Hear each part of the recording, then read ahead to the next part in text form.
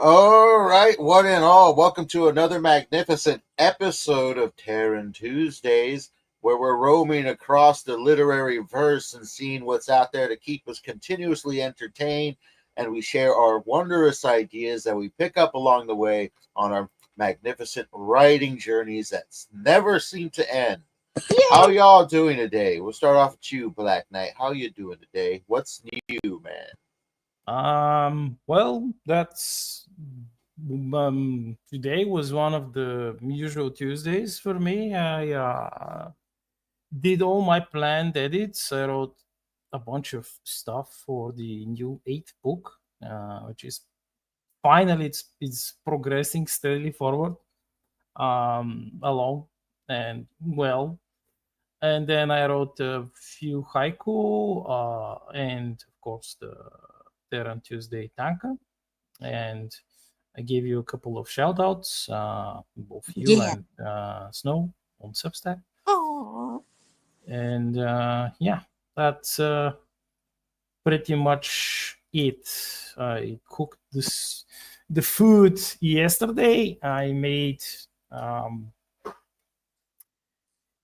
eggplant pasta, Ooh, which is fastly becoming one of my favorite pastas. So really? yeah, Do you yeah. salt your eggplant like before you serve it? Do you salt it and leave it out, or do you just rinse it and? Uh, well, this is a sauce. This is a sauce Oh, for the pasta. So only when you're making something that's going to be baked in the oven, only then you're salting the eggplant and you're leaving it to drain its water. yes. Otherwise, for the sauce, you need water of the eggplant.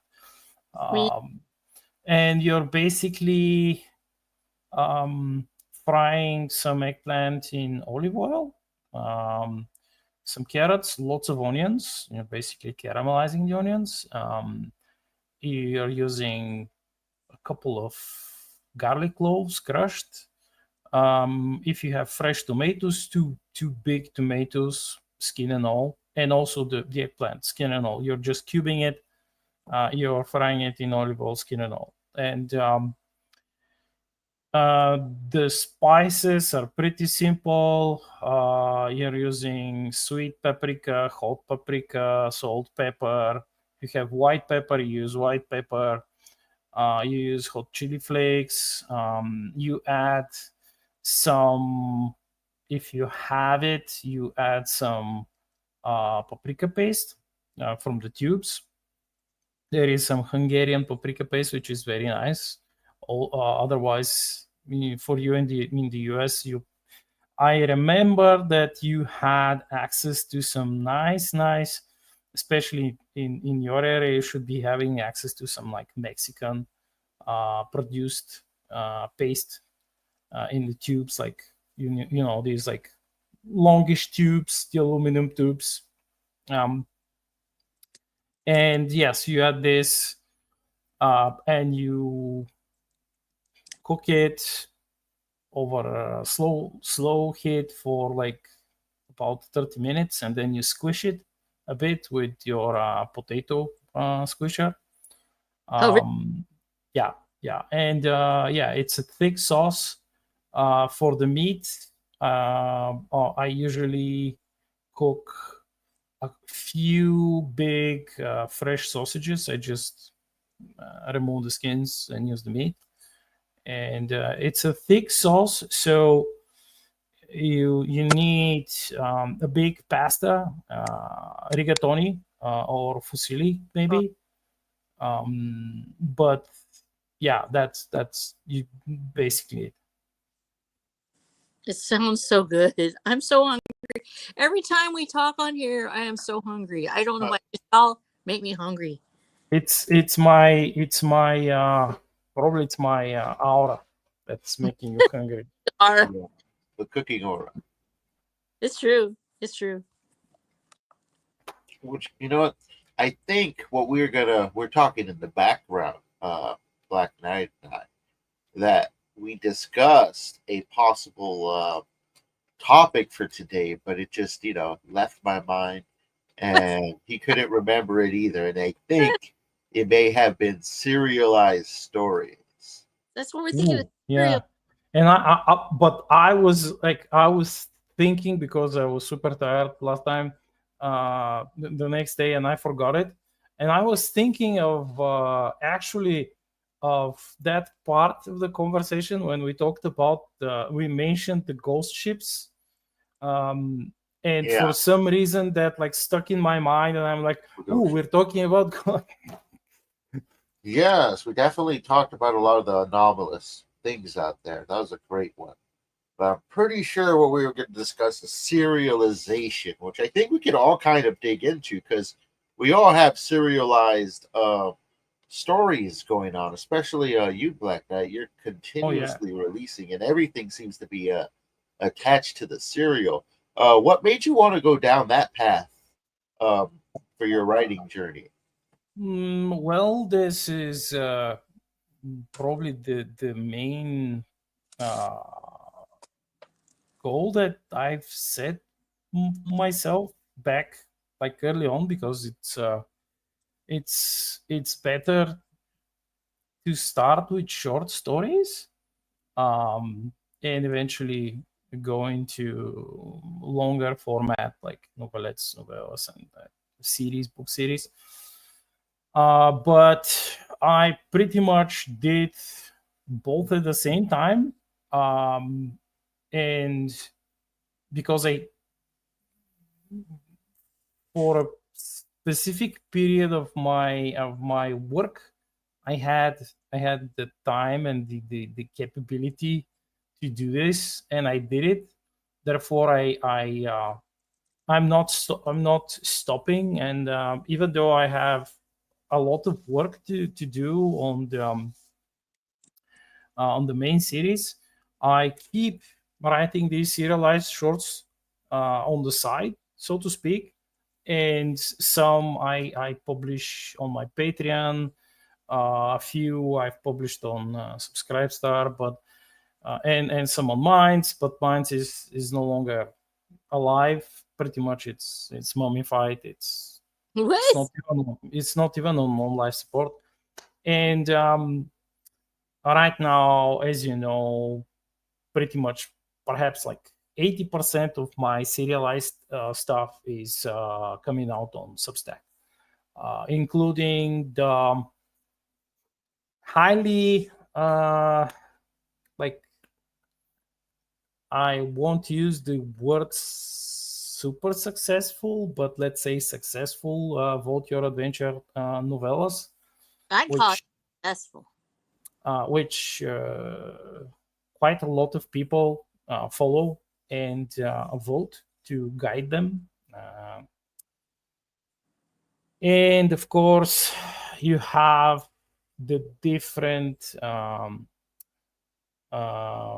serialized stories and novellas, novelettes, which I wrote for the themed days on Substack, like Warrior Wednesday, Sword and Saturday, Sci Friday, and pretty much because the universe that I'm basing all of like most of my work in is a multifaceted universe where you have a lot of opportunities for different variations of the fiction genre. And so I could easily write like sword and sorcery, purely sword and sorcery story set in the same universe, and have like some overarching theme that, yes, someone knows that in space there are other civilizations, and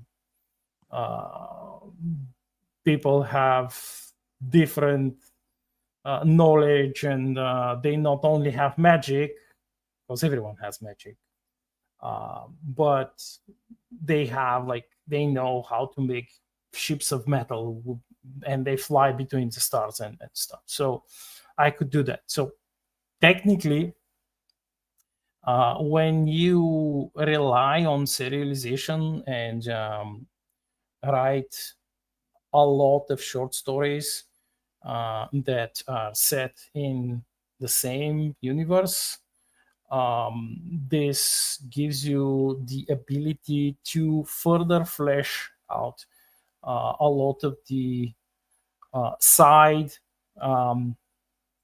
areas of your universe, which you may have left a little bit ambiguous, or like not fully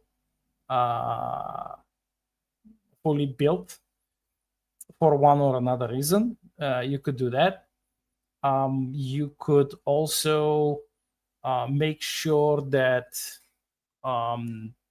the the new characters that you're introducing, they're not, at least that's what I think.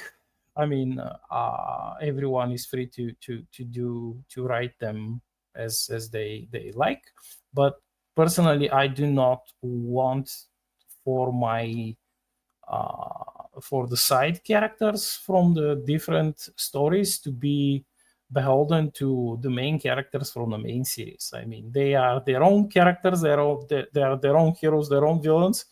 They have their own story, and they have to be the kings and queens of that story. So this is one of the things that I personally adhere to. Furthermore, by serializing, you are able to not just improve writing per se, but further improve the characters, the main characters, and perhaps even not perhaps even the plot of your main series. While you're writing the side stories, you often, I mean, I do it, but I often think of scenes and ideas and developments for the main series, which I never would have thought if I hadn't looked through the eyes of another character or another villain, or I have described a different situation, or wrote about, told about, and shown a different location, or implications of the usage of a technology or an ability that other characters have. And this is immensely helpful. Immensely helpful. The problems, the problems are, you need time. You need lots of time to do it. I mean, if you're just writing short stories, yeah, that's fine. But writing them and full books, well, then you need some time, some extra time, in quotation marks, extra time. The second trouble which you could suffer from is you could get short story tunnel vision. And by the way, I had this. At a certain point, I had short story tunnel vision, and I was consistently writing short stories for my Patreon back then, and I couldn't stop, and I had to focus just on the short stories because I was writing them. I was writing so many, and I had to slow down or pause the main series just to write the short stories. But I mean, my supporters on Patreon, they practically demanded that I publish the stories, like compile them and publish them in the shape of anthologies. So that's like the side plus.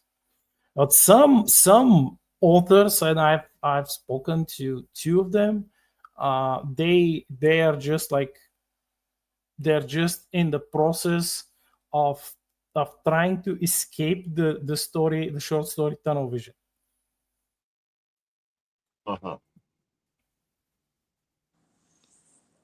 Yeah.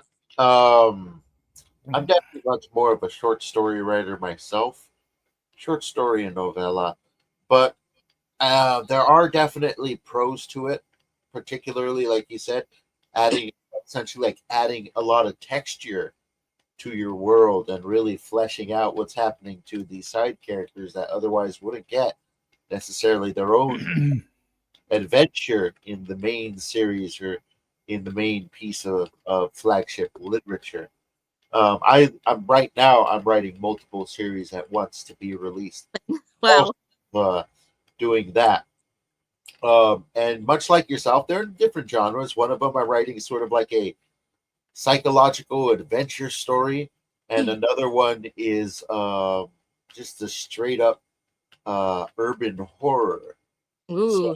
So there's a lot of avenues you can take when it comes to really writing about your world, because a world may be fictional, whimsical.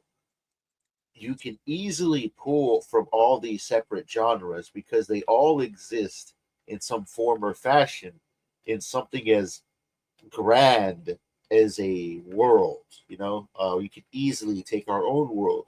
For example, there's plenty of uh, horror stories and adventure stories, war stories.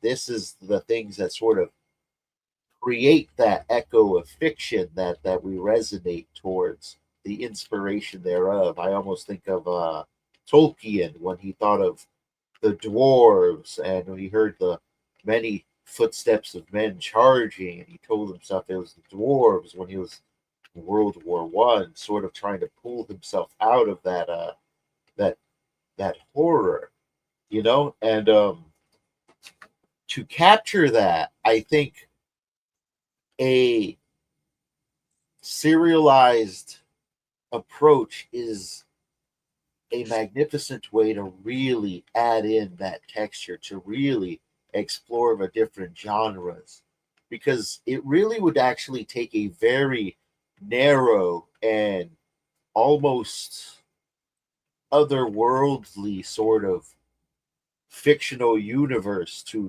not be able to explore off these different genres. So what do you think about that, Snow? Well, I think it's fascinating that because when you started talking about how easily they flow, and Watch for the Damned actually started off as a serial by chapters for my family and us. And I started writing it, and suddenly it was like I have to write the story, and I kept putting it out in just serial chapters, and that's how I ended up with 6 books in less than 2 years because they flowed so easily because you have the same set of characters, you have the same group, but it also worked for pacing. When I looked at it as a serialized set of episodes within one novel, and learning how to make it as a novel as well, because at first you're just doing episodes like we were doing a TV show more or less, but it was continuous. So instead of having a standalone thing where where you have it close out like you do in a series, with a serial, the story keeps continuing forward through the series. So it's not just episodes back to back and each one is its own special episode that closes. You have this storyline that's continuing throughout it. And so it was so easy to write. And I had when it got all together, there was so much material that created 6 books. And so I'm in love with the serial format because I believe that it makes writing so much easier rather than seeing things through a large lens of this is a novel, and it does have a novel's arc actually because we have a storyline that it's going with. But with a serial, you're taking these little chunks and you're creating an arc of action. Let's put it that way within that little chunk that you're writing right now. the end result is something that could very easily be made into a novel. In fact, I believe that Dune was much the same way. Conan certainly was that way. We have many of our great novels, especially action, start off as serials in pulp fiction. Where they are in magazines and things like that. And so the serial was born primarily of that. Episodes that would happen, you would get them as each month the magazine would come out. The other way that this worked was actually in people. A lot of people don't remember the Saturday morning serials that were back in from the 1920s all the way through to about the 1960s. They had Saturday matinees where it was just serialized stories that were only maybe a half hour, 15 minutes to a half hour long. And they would be before the regular main movie, and so you would have the serial where the hero is doing something. It would be a very short action hop that they would go through this little short arc, and so it created a tension and a fast-paced story that still turned into a whole story later. And in fact, a lot of those you can go back and watch them. Primarily they're in black and white. They were usually westerns and things like that. And Watcher of the Damned is in part based on my memories of those serialized action little movie-ettes that they had. And so when you have a continuous storyline going through the serial, the one thing that's the most dangerous part about it is keeping your focus on the story. What is your actual storyline? Because with a serial, if you're serializing and you don't mind it and you don't ever worry about whether or not it's going to be a novel or a particular story, if you're just there to go for the adventure, you don't have to necessarily worry about where they're headed. You're just having fun going along.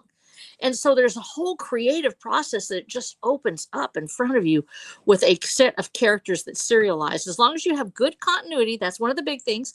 And that actually happens a lot in TV shows, especially long-running ones. Continuity errors will pop up. It's inevitable that because they're writing these episodes and each episode is interesting and each episode goes down a rabbit hole, they sometimes lose track of where their story is going or where their characters might have done something in a previous story. So as you have those episodes, one of the hardest things to do is to keep your characters in line, to make sure that they're doing what you set out for them to do and that they have the same equipment, that if they had a wound, 2 episodes ago, do they still have it? Is it going to be resolved? How is it going? Continuity becomes a big thing.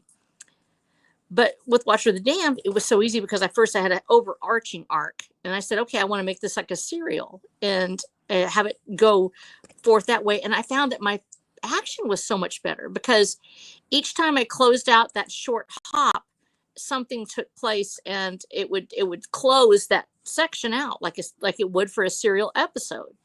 And it really made the writing flow so much faster. And I am just admiring of both of y'all because y'all have such a gift for getting this out, especially on Substack. My Substack is kind of a I sort of go there when I just want to write. I just write something off the top of my head. I'll post my my pictures of my clouds, or I post some poetry, which is sort of like I just happen to dash that off, and I'll write essays that are laid on my heart. But because the book takes up such an inordinate amount of time, and this is the difference for you guys, when you're focused on the serial, it just flows, and you literally like Black Knight, you're putting out so much. When you're talking about, yes, you've really taken off with the serial, and it captures readers quickly. It gets them involved in the story. It gets them involved in the characters, and they have just loved what you're doing. And James, you have, of course, your world where it's like we talked about the aggregate little pebbles out there, and a lot of it's serialized. And so for me to watch you guys doing this, and of course mine, because I'm not publishing it on the Substack, I've thought about doing it before, and I was like, at the same time, I'm like, really got to get that story down first before I would do something like that. And it probably will come out in book form first anyway, but we may actually put it out in a serial form. I have the podcast was done that way, actually in serial form. And I followed it through the episodes and made it much like a radio show. And James, you and I have talked about it. And if I can get I've got my equipment, I just don't have my a place to do it without a goat going on in the background. But when we did the podcast, it actually the same format worked. I don't think the listeners would be scared of the goat.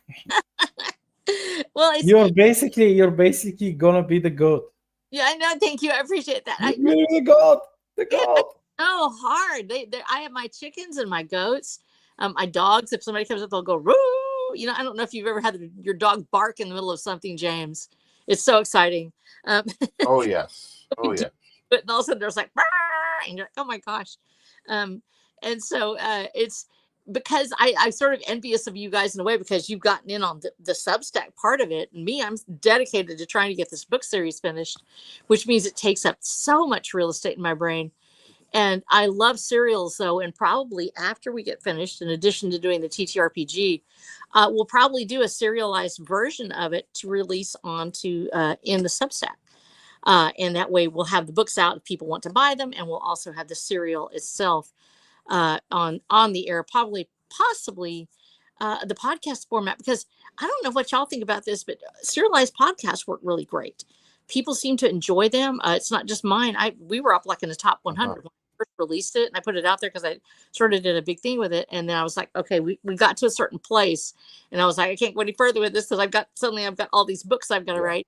And so I wasn't able to go further with it and yet. And so now I'm thinking about doing Audible, but then we hear all these things about Audible and how much it's really hurting. And I have people asking me, oh, will you please make an Audible book? And I'm like, so do I continue with the podcast as a serialized podcast, or do we go with that whole book with Audible, but with all of the foibles and the problems that are coming with Audible actually sort of, you know what the story is with Amazon having basically No, up for not everything. really. And so what do y'all think? Because the serialized podcast, it was very popular, and I was, actually really surprised by it. It's a lot of work. You can, if you still have the recordings, you could easily upload them on Substack. Substack has the option, excuse me, and it has the option for you to upload long form podcasts, audio files, etc. So it would be a great place to do it. You could make it like available for your paid subscribers, and you won't have to pretty much risk it with the Audible if you don't want to. So that's an option. Wow. Yeah, and that's the thing is you're saying, okay, well, I can put it out there and it gets my book so much exposure on Amazon if somebody finds it. And people have become very used to the Audible formats. And I think that's why they enjoyed the podcast. The podcasts are typically anywhere from a half hour to 45 minutes each episode.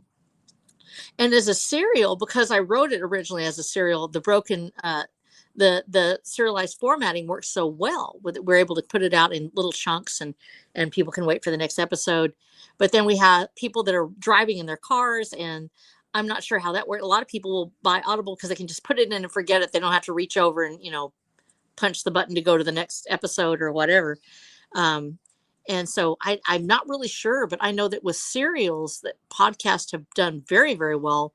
Mine did really well. And it's something I didn't even think about until we talked about it here. The fact that I actually do have that serial podcast, and it's only 9 episodes at this point. It's the first part of the first book. And it actually ends on a cliffhanger because everything's a cliffhanger in my book. And that's the other thing that people get with, they don't really want, some people hate cliffhangers. They want their story to be one and done. No, I love cliffhangers. That they are the best. They're the best kind of hanger. They hang entire cliffs. Well, the whole thing is a cliffhanger because it's written just like a Saturday morning serial. And that was the idea. So I don't know why people are hating on I've heard that where they were like, I don't like that's lame.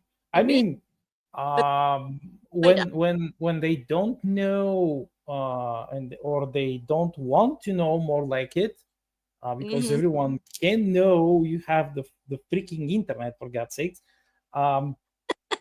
And then you will see that, oh wait, like the author intended for it to be like that. It's not. It's not like that's a feature. that's one of the major features. So I let's say that I have perhaps adopted like a little bit of an addiction to cliffhangers. I don't overuse them, but I do use them, especially when I am writing the shorter stories, the serialized short stories. because it's just like you said, they are designed to be like the weekly, in my case, especially for Patreon, the weekly episode. And I even ended them with like these narrative blurbs, like what will happen to our heroes? Will they do this and that? Will the car fall? Or like and my it's like I was loving that. I'm still loving it. Wow. Yeah, I mean, there's a lot you can really do. That's What the idea. my issue, I think, that I have, because we're talking about how you can just kind of let a story go. When it comes to serialized versions, I started really plotting them along, which has helped keeping them just going. Usually, what happens is I'll plot out a story, say 10 episodes, and maybe Mhm. it'll be 13, 14, or 8, because I'll hit particular plot points either Hmm, a little hmm. early, a little late, or maybe you'll find a nice sort of subplot to add in there that extends things just slightly. But with my current story, I went in there with just an idea. Like, I thought, oh, this idea would be cool, and could easily take place here in World Without End. So I ran with it. I started writing it without a plot, and then I had now have maybe 4 or 5 different subplots I have to now sort of plan out. So what I did is I planned a 3-story arc that's going to lead to sort of a mid-season finale, and I'm going to give me a month to start plotting out the rest of the show, which is going to be at Uh, least another 15. I go by episodes. I'm almost talking about like it's a television show. It's a yeah, series. I think it's the same. Another 15 episodes in the series, and that should wrap up season 1, hopefully, because I have an overall idea of where certain characters should be. But along the way, I've like introduced like maybe 12 new characters with their own sort of agendas, plots, things like that. So I'm going to be spending the upcoming month, not this month, but next month, just writing it all out, because I got another 2 stories to release, which will essentially just take up the rest of this month. Because my short stories are released. If you're a premium subscriber, you get it a week early. If you're a regular subscriber, you'll get it every 2 weeks. Well, it's actually pretty much every 2 weeks, either or. But every 2 weeks, you're going to get a story. So I release 2 premiums and 2 frees. What I call early release for my premium subscribers, and a official release for everyone else. But I'm going to use that format to sort of fashion it into almost just a factory of stories, short stories, to really just let this serialization take off. And so far, it's been pretty good. I got about 8 or 9 series I want to eventually write, and many of them are just going to be short stories, and some of them will sort of feed into each other. So it's quite an extensive project. You are basically the king of short stories. Yes. He just cranks them out, and it's like, how even? Well, the what I do, my particular method, is to keep them short, like under 5,000. I don't think in any of my current series I've got 10 releases. I don't think a single one of them is over 3,000 words, if even that. Wow. Yeah, that's like when I'm writing like the serialized uh, chapter by chapter. They are perhaps like under 3K or maybe like 3.5, but that's like a rare case. Uh, Yeah, well, sometimes if I had planned it to be like 7 chapters, maybe, or 8, there will be one of the chapters which might get like to 4K, but that's these days it's a rare thing. Wow. Yeah. yes. But before, I used to release one short story and it was between like 8,000 words to 10,000 words. Yeah. But I found this one easier, just because shorter stories, even if I were to release 2 a week, essentially it's like every 2 weeks I have enough time to write a brand new short story. And I just got to keep up with that, and they'll be churning out. And I think the hardest thing about writing a short story is you do have to make it, it's a world within this short space. And it has to start and end. Usually it's not serialized. The great short stories of the past, especially O. Henry, uh, uh, Guy Deschamps, they would make these worlds that would just exist in this tiny space. The Secret Life of Walter Mitty basically is I believe a short story. I would classify it as a short story, and it's some people classify it as a novelette, I believe, but it's still it exists in a very small space. It is a great gift to be able to do that. That's what most movies are based on, actually, are these shorter stories. They're easier to adapt. That was one of the reasons that they're popular, because they would have a short story in magazines, but they existed. They started and ended, and the whole thing is wrapped up in this one little package. And that is extraordinarily hard to do, especially for me. And I know some other people that do a great job with short stories. Black Knight, of course, you and James. I know John A. Douglas. He did some great things. I've seen Ryan Williamson and others that wrote these wonderful, Dan Gaynor. They did several anthologies of fantastic short stories. They're just little snippets that you go in and you read them, and bam, you're done. And it's this great little story. I have such a hard time with this, and you guys have excelled at that version. I find it harder to write a short story than I do to write a novel. But the easiest story for me to write actually is the serial, and the serial episode. And because I think, because I know I can pick it up later. I know that if there's something I haven't said yet, I can say it down the road. Something that my character wants to say but can't, she can mention that she really wished she could say this thing, and then just let it go because it's coming up in the next episode. And so I know that I don't have to fit it all in here. And there's that vicious editing that you have to do with any story anyway. And Oh, yeah. and so, but like you talked about with the tracking, with keeping it on track and having the arc. I think that the real hero of any serialization is the arc. It's having a definitive end to it. Undying, unending series. There's some that do great. I mean, was it One Piece? Of course, Yeah. incredible. Dragon Ball Z, or Journey to the West, as it's called, is certainly a serialization that's actually, they did really well for long form, and I mean like years long, episodes and mangas and things like that Yeah. forever. But they're also can be kind of convoluted, and at the very heart, they have to have some sort of storyline to it. Berserk certainly is one that's serialized, but it did great in the sense that its arc is contained. And I think that the friend of any serial is the fact that it has to end somewhere. There's an ending coming. If it's not, it becomes not bastardized, but it becomes weak and diluted as you try to get that next, just having people tune in for the next episode. And it is very tempting when you say, okay, I'm going to write something where every week I just do this, and we're just going to go on an adventure, and we're not going to worry about it.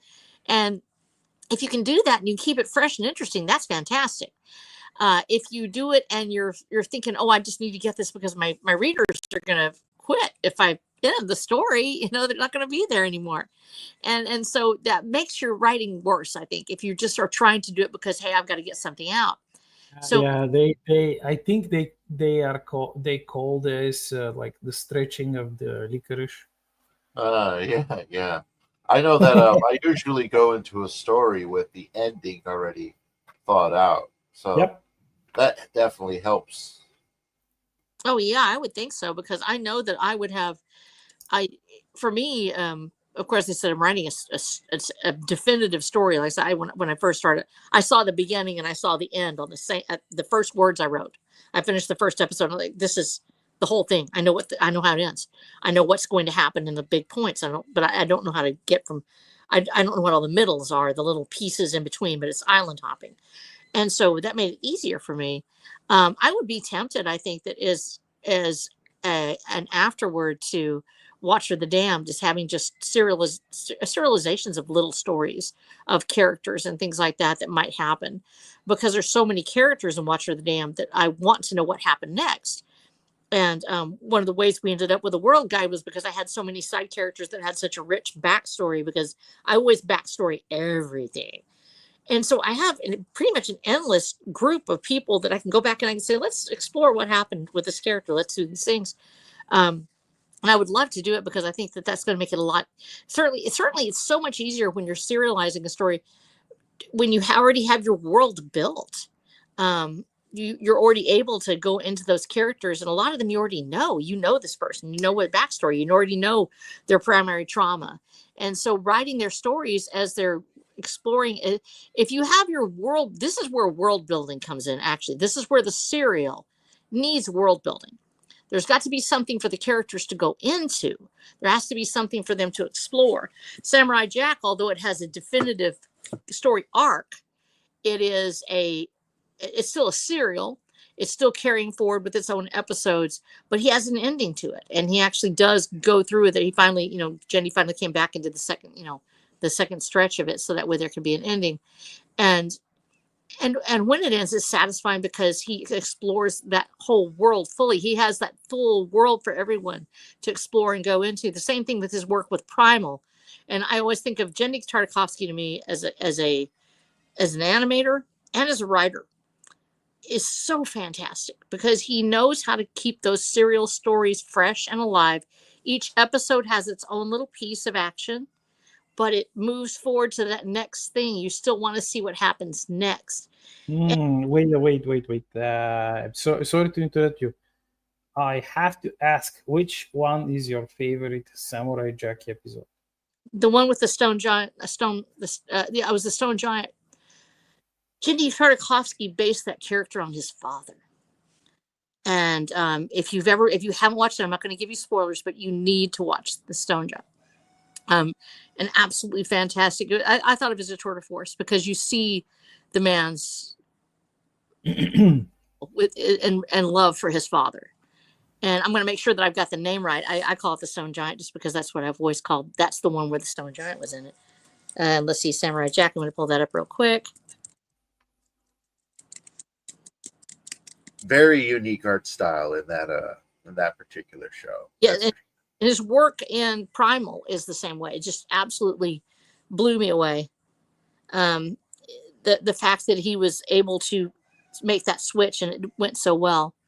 I think that he was, I love what Jendi does. I love watching, his work. I perhaps I have a few favorite episodes, but one of my favorite episodes is the Jack versus Demongo, the Soul Collector. Oh yeah, I am Demongo, because it begins and it ends like the samurai period dramas, but even there is like a specific score that it's unique for this episode. It's I love it. I absolutely love it. Oh really? Yeah, it's he should have. I mean, he probably couldn't, but if he could, he should have probably made like a couple of these episodes like similar, with at least using the same score, like the beginning score of that episode. Another favorite episode is for me is the Seasons of Death. Was it? Where a bunch of, if I'm not mistaken, a bunch of assassins were teaming up to kill Samurai Jack, and they had like elaborate plans. Oh, well, we are going to do this and that and this and that. And I'm not going to spoil the ending, but I am not finding the name of this. I know it's. I'm going to find the episode. Hang on, I've got to find this episode. Keep talking. No. 4 seasons of that it's a different episode where like it's split um, in 4 seasons, where he just travels through the lands and the changing of the seasons, and it begins with summer, then fall, winter, spring, and it's beautiful. But the one with the assassins. The only one I remember is the one where he's in a forest and he helps a bunch of helpless people build a spaceship and go to space. Yeah, that was also an awesome episode. Very awesome. Let's see. No, it wasn't robots. No, it wasn't robots. It was like different. Like one of the assassins was kind of a Russian guy. The other was like Siamese, like cats, I think. And there was like Boba Fett style assassin, like with an armor, and it was a she, not a he. What was that? Okay, I've got the name. It's Jack and the Lava Monster. He was in a rock body and a voice in a volcano. So yes, he is the Stone Man, but he's actually, it's different than the Stone Giant. Yes. Lava Monster, which was actually, I said, reflected Jendy's relationship with his dad, and I think that episode to me meant so much because I had lost my father not too long before that. And so it hit me so hard in the feels that to this day, I haven't forgotten it. It's just an amazing episode in every way. I found that episode. It's like it's the princess and the bounty hunters. That's that episode. They planned out how will they attack him, because they're at first they were like, no, I'll kill Samurai. No, I will kill Samurai. And then you idiots, you morons, like none of you alone can kill Samurai. We must like join together and kill Samurai. And no spoilers. Yeah, it's hard with spoilers, but see, now that's the thing about a good series, a serialization like that. We know Samurai Jack so intimately, even though he doesn't speak, maybe a little bit, sure, once in a while, but he's very, very, he's so expressive in the animation and everything he does. The face. The fact that he does, I mean, he's one of those guys that you know him. When you see him the first time, that first episode, you already feel like you know him. And you understand that hero type. And he's making his way through the world as it is with Aku. And he's trying to, it's that the chivalric ideal versus evil modernity. And of course, it can exist in evil modernity. The chivalric ideal of the masculine hero does exist there because Jack proves it can. He proves he stays pure. He proves that he can still be that person, that holy warrior, so to speak, and still be himself, and still move through this evil world that he's living in.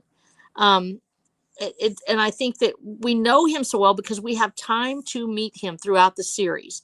The serialization of Jack's little episodes and how he keeps moving forward. The story of Aku is what anchors all of it.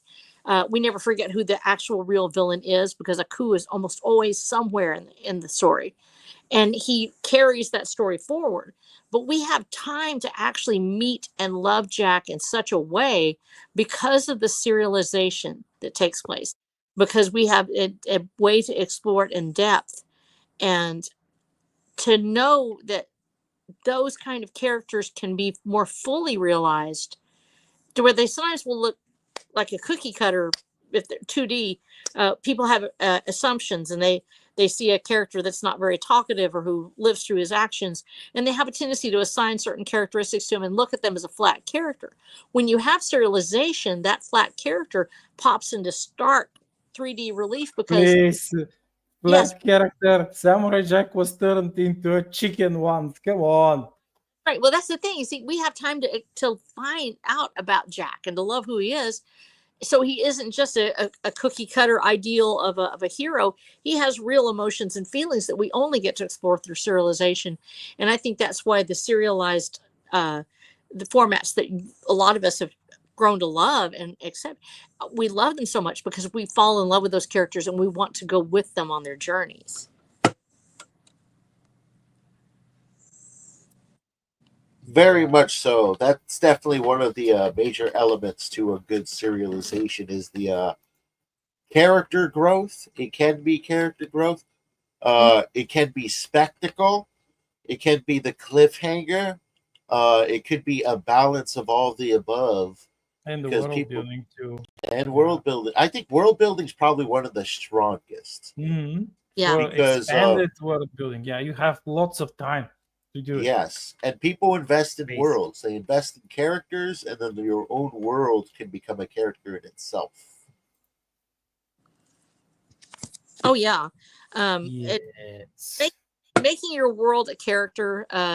I love it. I think that, and everybody knows if you've read Watch of the Dam, that Texas is a character in the book actually, and the world itself around them. Although there's a much larger world, we're experiencing that portion of the world through the Watchers and Rose's eyes, and having the serialization of it becomes easier when you do have you can actually serialize one house. You can actually, if your world is just that house, a classic example is the Back Rooms, that fanfic where you have the, and it's actually expanded into Minecraft and everything, where you have the house that never ends and there's each room is different or something's going on. Sometimes houses, certainly in novels, we've seen where a house will have its own personality and will have its own spirit. But when in serializations, you kind of have to have a little bit bigger world. But a writer who is gifted enough can make even a very small territory seem very large. Usually that's done through characters. It's done through people that come in and out of the world. But if you have a big enough world, the characterization of that world and the building of that world around it certainly does start to really shine in the way that the author will present it. And people will actually tune in because they want to not just see what the characters will do, but they want to explore that world. They want to see what's going. I said the biggest thing that actually to me represents serialization. These words have to happen each time from your viewer or from your reader, from your listener. What happened next? Those three words tell you it's a serial. Tell you that's not only serial, it's an effective serial. They have to be so gung-ho to hear what happens next that it so encaptured them that they can't break away from it. They want to know. And I think that those three words are what lets you know that your serial is successful. If somebody said, what happened next? What's going to take place? And that's how you want to read it also when you're writing a serial. A lot of times, I don't know if you all have done this, but you get excited because you can't wait for the next part.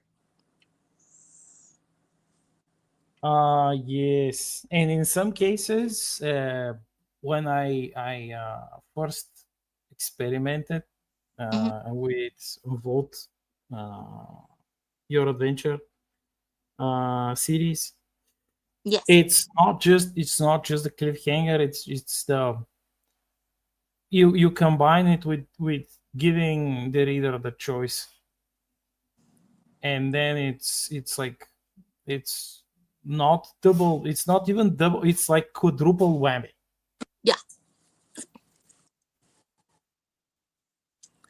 yeah, there's so much going on with your stuff when you have because first of all I have to think about what I want to happen next. I have to think about it, and I have to wait for everybody else to make their choices so we can figure out which one is happening too. And it becomes sort of it's an exercise also in socialization because it's a group activity. You have to know that other people are voting on this, and they may not choose the one you like. And you know what? It's a really great I format. don't care. I really don't care. I just I've pre-planned everything. I only care that the readers have fun. If they Nice. choose the not the outcome that I would have chosen, it's not a big deal. It's important for them. They are the important ones. It's not me. I'm just writing it. It's a really great format, but also I realize that where we are now is probably the golden age of serialization because everything has essentially been serialized. And there is a multitude of formats that did not exist, say, in the pulp era. Everyone was reading. Now we have radio, which they're still making radio shows. Now we have television, making television shows. We have YouTube and the internet, which brings us a completely different aspect to each of those. The digital age has brought forth a endless plethora of serialization because that's become the number one form of everyday consumption in one way or another. And it's all out there from video, audio to literature for a creator to really take advantage of. And I think it's something that also somebody who writes a book or writes a short story can also they can transfer it to these other alternate forms of media as well to help expand their user base and their reach. Because you can have a short story on Substack that you can turn it into an audiobook for Audible, or you can take it and turn it into like an audiobook you put on, or an audio series you put on YouTube, or one of the endless amounts of platforms out there that there are, such as Royal Road or um, similar ones. I know there's at least three or four similar to Royal Road out there that are pretty good for Oh. short stories. Uh, But it seems to be quite expansive now, and it doesn't necessarily look like it's a dying market. It kind of looks like it's just growing constantly. yeah, and earlier when we mentioned the uh, audio stuff, the podcasts and such, we can probably agree that um, radio killed the video star. Yeah. Yes, because it's true. Um, and the thing about like these different platforms, um, I think that there is a point where a lot of these platforms they will just start to like vanish because there are way too many of them, and they're just trying to replicate a model which has been replicated pretty much over replicated,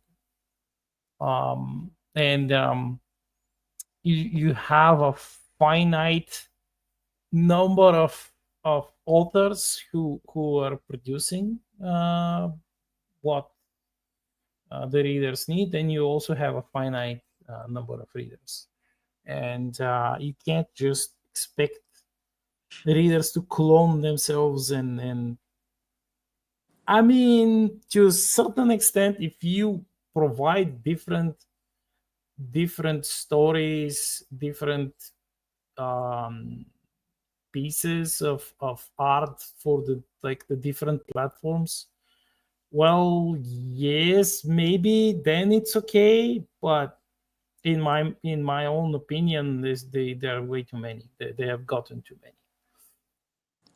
There's And definitely there's a lot of bloat, but I would challenge one thing about the finite uh, consumer base, because if you were to have 5 million, you have less than a percent of a percentile of the active consumer base out there.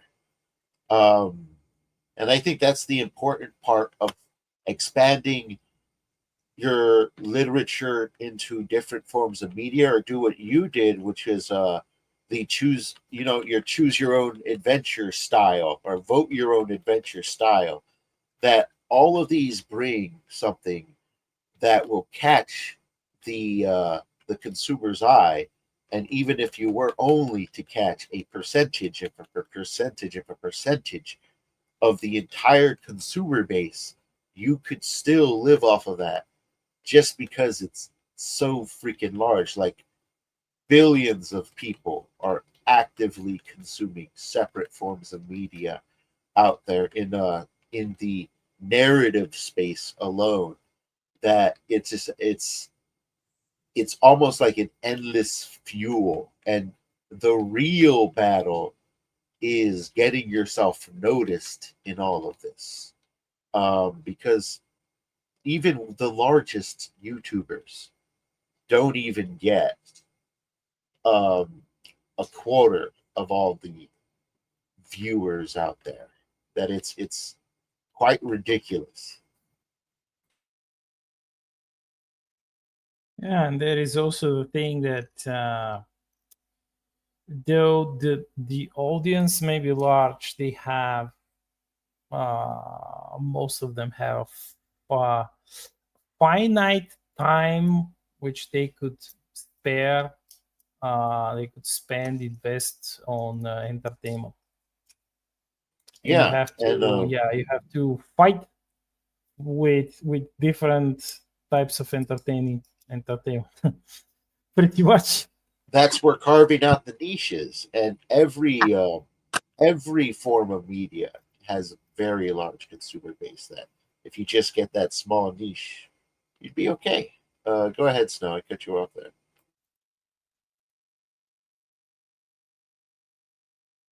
Mhm. You were gonna say something, Snow? You're muted right now.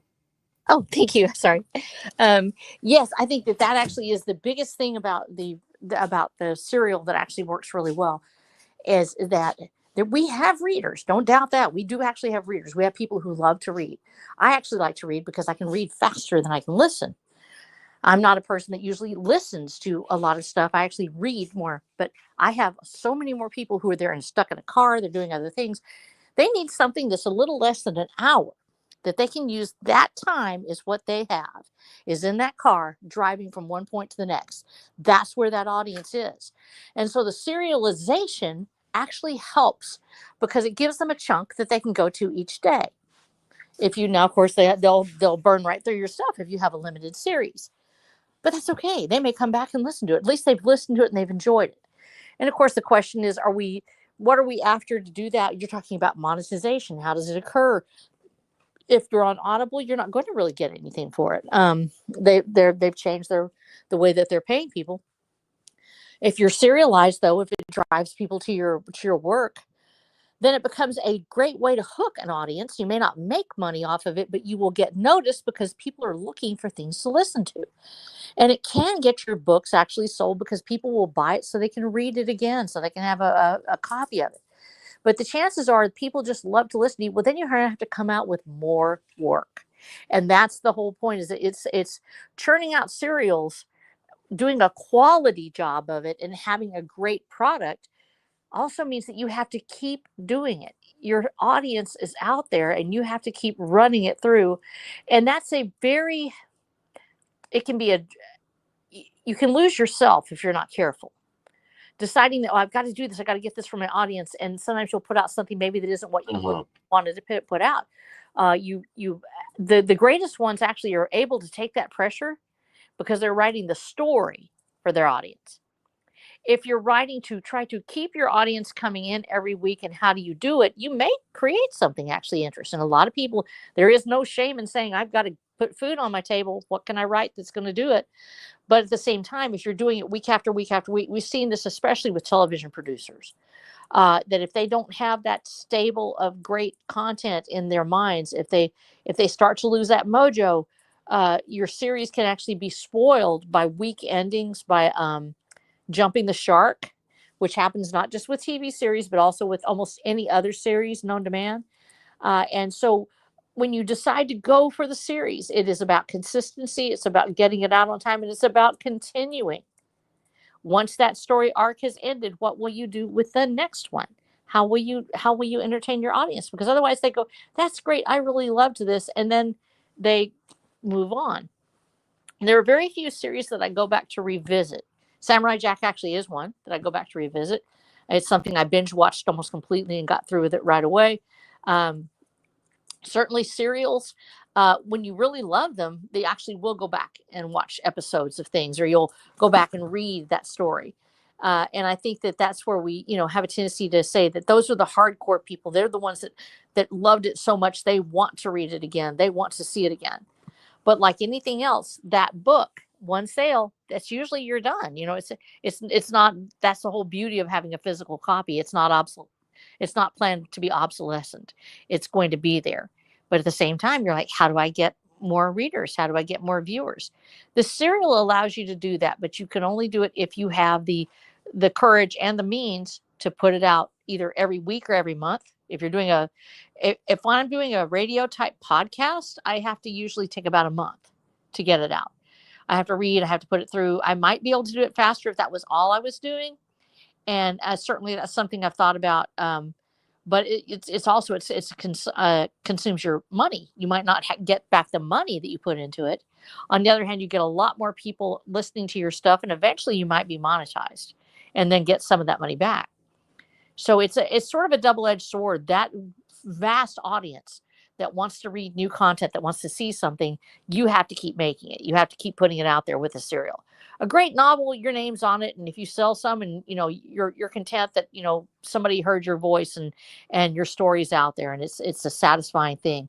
With the serial, you need those readers coming in every week. You need them to show up or to be there for you, and you need to be there for them. It's a relationship that's an ongoing relationship, just like your serial is an ongoing project. The serial reader or viewer is an ongoing relationship. It's one that builds over time, and it can actually get to feel quite intimate between the author and your audience. So be prepared. It's a very different experience. Yeah, that's for sure. That's the one I sort of fail at because I'm always at the go. I'm continuously writing, getting the short stories going. That I almost only go to Substack to post and then get back to the writing cave. Well, that's also it's a struggle for me. I love my fellow writers and my fellow authors, and I actually will, if you see me comments, because I went and then I read something. But it's so hard because there's so many wonderful people. There are so many wonderful people that I will go by and I will like something they have, and I'm like, I need to go read that. I need to read this person. I have X amount of time, and I've got, actually, I'm a limited time offer myself. I'm 62 years old, and it might not last forever. I've got to get my book series finished, and so wanting to read those stories, wanting to go and like and to cheer on other people and and explore their content, but I also have to finish my own. And that's the, sort of the tyrant of time. How do we take in all this wonderful content? How do we, uplift each other? And that, I think, when we're mourning our own lack of time, we need to be very excited about the fact that you won. Somebody read your stuff. One person thought you were so special. They took time out of their day to spend something they will never, ever have again, called time. Yeah, very true, actually. Yep. Read your Very book. true. They read your story. They listened to your podcast. They listened to your song. They took time to interact with you in social media by talking to you back and forth, or having a comment or a post or a like. It's amazing, actually, how truly treasured it is. But as a creative, the classic creative used to be they would go and hide themselves in the woods, and they would write their story, fervently to finish it out and close the door and never talk to anybody until they were done. We're not living in that world anymore. As indie authors, we're actually selling ourselves. And we have to be able to give people an idea of who we are and what it is we're creating. It's not just about selling the product, but they actually look at us. They look at who we are. And so the serial, a lot of times with the serial, it's a little different because they start off the story and then they go, I wonder who's writing this. And they'll look at your, on Substack, it's kind of nice because your bio is right there. In the old days, you might have a serial by a particular author, and you would look for a name. You'd look for Louis L'Amour, or Jack London actually wrote some pulps. Anything that was by Herbert, you would go out and you would say, I want to see this particular writer. I want to see what they're writing this time, and you might not know very much about them until a magazine did an article on them. Now the author is literally, their name is right beside their work. Their picture is right there. Their bio is right there. And people have become just as addicted to the author's story as they are to the story themselves. Yeah, we definitely live in the age of cult of personality. That's for sure. There's a lot of that. It's a tool one can use to really push themselves forward. I know that there's actually some famous comedic demonstrations of this where some famous comedians would just perform on the side of the street or something to start making big enough crowds laugh, almost just to talk about it later. And I can see them doing something similar in the modern era with the use of the internet and social media to get themselves out there. Um, but you said something earlier that I wanted to touch on, and that was about the preservation of media. And I came to an interesting conclusion because this has been the conversation that's been going around the preservation of media. You have the whole, stop killing games thing. And I realized something that some may even think or find quite inflammatory. But I believe there are only two versions of media, or at least right now that come directly to mind, that are not planned obsolescence. Correct. And that is the personal digital media you can download, get on your hard drive there, that you can share, that and the literature. All other forms of media are next to or are planned obsolescence. You can get yourself a original copy of Star Wars on the VHS, but Yes. you will need an antiquated VHS player to play that. If you can get Antiquated? yourself No. The Japanese don't think so. Nah, no. the They Japanese, won't agree with you. They have been, by the way, they have been continuously producing new uh-huh. VHS tapes, and they even have like modernized VHS players. Yeah, So I'd still been antiquated. You're not going to walk into like a Walmart and find Okay. yeah, one. yeah, You're yeah, not yeah. going to Of be course. like, it's something you have to go out of your way for. And then let's go ahead and step away from that. How about your Commodore 64s? How about your Dreamcasts? All these old school video games got it the worst Oh yeah. because so much different games are exclusive on particular consoles. There are some games that belong to the Resident Evil series, which is an expansive series that Yes. are exclusive to consoles that were barely played or barely sold. There's some Resident Evil games that are exclusive to the Wii, which not a Yeah. lot of Resident Evil fans are going to run out and just buy a Wii. But with the use of emulators and uh, taking your old games, digitizing them, and playing your old games through these emulators, they can survive. They can run off of your phone. I have some old games emulated on my cellular device from the PlayStation that run perfectly fine. Um, and that's why I believe two ways that are just always going to be there, or at least are going to be the less antiquated, is going to be digital, and it's going to be literature, because a book is just a book is going to be a book. Like, It doesn't need electricity. Yeah, it's doesn't need always on. electricity, right? The sun's going to Well, come up. mhm. Yeah, you better know how to read though. Well, now here's another part about books. So it needs to be on quality paper with quality ingredients. And we talk about not being obsolescent, but there have been movements where paper actually degrades faster, where the books aren't staying together the way they should.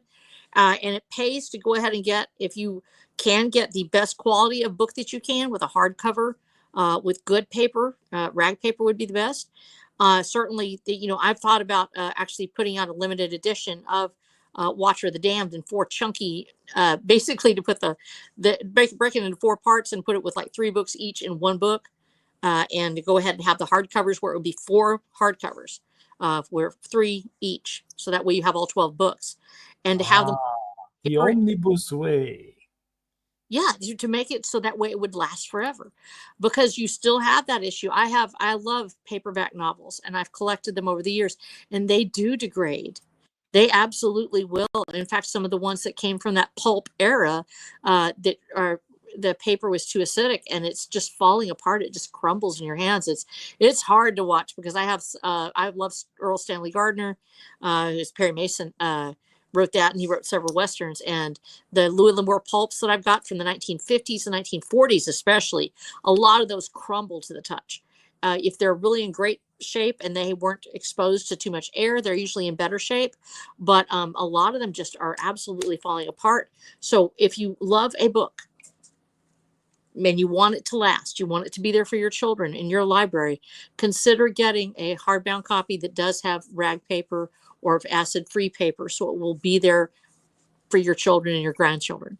Because even paper can go, of course, the way of the dodo, and as anything else, it can burn or something else. But you're right, a book is darn near forever. They're not going to be able to go back and change it. They're not going to be able to take it out of there. And you said something about the games, and very important. In actuality, most games are serialized stories.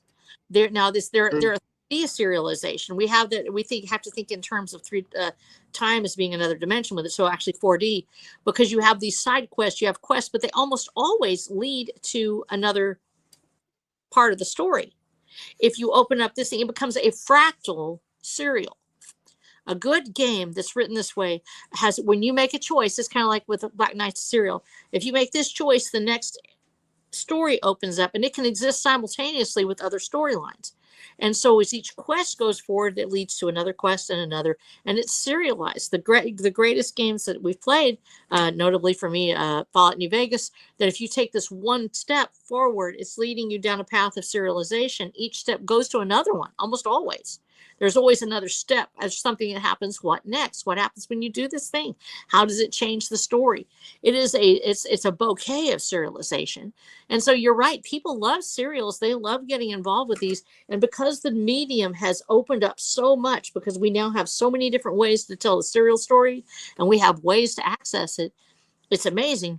But you're right. There has to be a way to make it permanent somehow, to be more than just a memory where how many of us have said, I saw something on YouTube once. Yeah, that's true. And find it. You can't find it anymore. You remember, this was great. Wow, I loved the series. And then you can't find it. There even some PC games that I grew up playing in the late 2000s, which you can't find on any storefronts anywhere, because they're abandonware, but just straight abandonware. And that's why, like you say about the literature, you take care of your literature, it's going to last forever. Even with the greatest and most pristine version of video game consoles and hardware, eventually those components will break down. And there will come a day when there just are no more Nintendo 64s, because all their components are broken down, and all the original pieces, core components.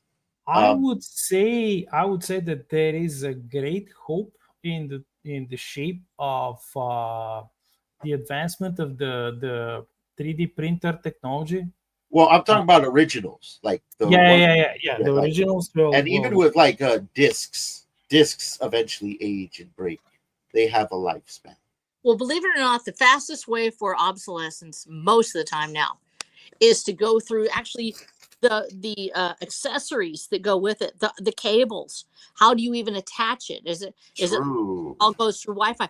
I'm right now having a problem. I've got an iPhone Series 6, not iPhone, excuse me, iWatch Series 6, the Apple Watch. I can't charge it. It will not charge. It won't do what it's supposed to do. And it doesn't want to talk to a cable. It doesn't want to do anything. And it can be turned off at the network level just by somebody updating its software to say, you don't want that cable anymore. You don't want to use it anymore. It's just refusing to charge, whatever. Exactly. And I tried doing the call. That's how they're going to stop you from using it. You'll have that piece of gear forever, but can you even plug it into the back of a TV anymore? That's true. The three They the three can. prongs, Right. RGB prongs. You know, remember You would those? have to put a modification on it, and if you're an aficionado, you might do that, but how are you going to do it otherwise? So you wait for it to come out on your iPad. Well, your iPad's going to be dead in another 10 years. Your phone, it's going to be a completely different piece of equipment. You have the miracle of Flappy Bird, which came in and immediately left because the basically the developer got bullied into taking it off because he wrote, he saw the funny reviews that people were writing about it and just took it off, and it's just gone. Those games are just gone. So you're right. The serial is a prime example of what needs to be preserved, because serialization does lend itself to podcasts and to videos and to short, video shorts and things like that. But it's just as easily forgotten if it's not right in front of you. So writing these things down, creating a written record or creating some kind of record of this. Now, if you are into the making that content real quick and it's going to be gone, and you don't mind the fact that in 2 years from now that platform may no longer exist, Vines, anybody, then you're okay if you don't mind that being gone. But if you are a who is putting your life into these things, be aware that a lot of our kinfolk on YouTube have had their entire body of work erased because somebody decided they didn't want the account to exist. That's actually why I release every single one of my releases. They're all digital. 100% of them are digital. Yeah. And all of them come with a free downloadable PDF, so you can keep it forever. That's an amazing thing that's an amazing way to do it, so your readers can actually print it out. I think we're seeing this revolution in certainly in writing and in content creation. So much of it's going to be ephemera. It's actually going to be things that people loved and really enjoyed, and it was one time they saw it and they'll never see it again, lest we forget the Magic Lantern shows of the 1890s, where there's an entire body of work that exists of people going to magic. Actually, Magic Lantern exists back before that, certainly into the 1840s, 1820s. They had the projector shows that would show the puppets and things like that. Extraordinary, extravagant shows, actually, with backdrops and beautiful painted items and stories being told with with music being played live in the background. They would do it for audiences. Nobody's seen a Magic Lantern show almost in 100 years. Why? Because the technology was lost. They moved on to the movie, and then they moved on from there to TV and radio and other things, and everything moves on. The only thing that's truly there is the printed word, and it needs to be preserved. So and make sure that you have those stories that you've written or that you've put into podcast form when people love them. Somehow make sure that you have a written record. If you need to, of course, it's a little harder when you're doing a series that's just video content, but you can have those transcripts done. You can have a screenplay. If you have taken the time to actually create a short, make sure you have those like a little screenplay that you can put aside and say, this is my work. This is what I wrote. This is what I did. Otherwise, YouTube takes it down and you have no way to prove you wrote it first. Yeah. No way. Is there a copyright on it? No. Well, I have proof it's on there. Well, a lot of people, they don't save their content because you've got limited space unless you put it in the cloud. How many of you have enough space on your computer, on your device, for all the content you've created? You don't. It's on a cloud. No, it's not on the cloud. It's on it's not just on the cloud. Yeah. It's on like a extra hard drive somewhere. Yeah. And sure. You gotta these days. You gotta back it up. Yes. Keep it on multiple drives. Mm-hmm. But with that said, we're closing in on that half-hour mark. So with this lovely conversation, I hate to wrap it up. Maybe we can continue it next week. We could go ahead and talk some more about all this because it's an open conversation. But Black Knight, what are some final thoughts you'd like to share with people? Where can they find you?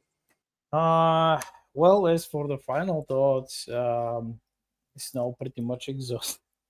Exhausted the backup points which I was about to, but at the very least, I will mention that the serialized form will stay. That's not it's not Yes. something that will just vanish. And the longer it stays, the more advanced it will be, and probably with the use of certain tools, you could make, um, at least for those who are making their series a little bit more interactive, you could make them even more interactive, and perhaps like bridge the gap between games, a TV show, and serialized book series or stories. So yeah, that's that's the final thoughts. As for where you can find me, you can either go to my Substack, the Black Knight, substack.com, or go to Amazon and grab any of my books from the Star Shatter series, or my two anthologies, A Mandate of Sword and Ryogan and this The Blood of Tyrants, which is the second one, or Nice. my Conan-esque novellas about Valen the Authorian, and the latest book that I published, which is Shadow Fantasy, old school Shadow Ooh. Fantasy Lord of Bones, which I don't know if any of you had read it, but so far I've been getting great um, feedback. Wonderful. Nice. Excellent. RH Snow, what are some of your final thoughts? Where can people find you? Well, first of all, you can find me at watchofthedan.com, where I have my serialized sci-fi western saga. That if you love series and you love episodic thrillers with cliffhangers, yes, it's all there. First 6 books already finished in the series. I'm working on the 3rd book in the 2nd series now, and we will be finishing out the final series with its last 3 books, certainly by the end of next year. And just thrilled that everybody loves it. That so far that they've read it, they've seemed to be really sweet about it. I always think, oh, they're just being nice because they're like me or something like that, you know. I said no, they seem to love it, and I'm very happy with that. And it's if you want to see more of what I make, go to flow.page/rhsnow. That's flow.page/rhsnow, where you can find my Substack and my YouTube channel and also my Twitter channel. And would love to see you up there. So and I love all my listeners out there. So if you're here right now, I love you. If you are in the future, I want to tell you I love you too. And make sure you get your stuff in a book form or in some sort of permanent form, because no matter what happens next in the world, we were here and we have created. Make sure that you, as a creator and as a reader, have the things you love in a form that you can keep forever.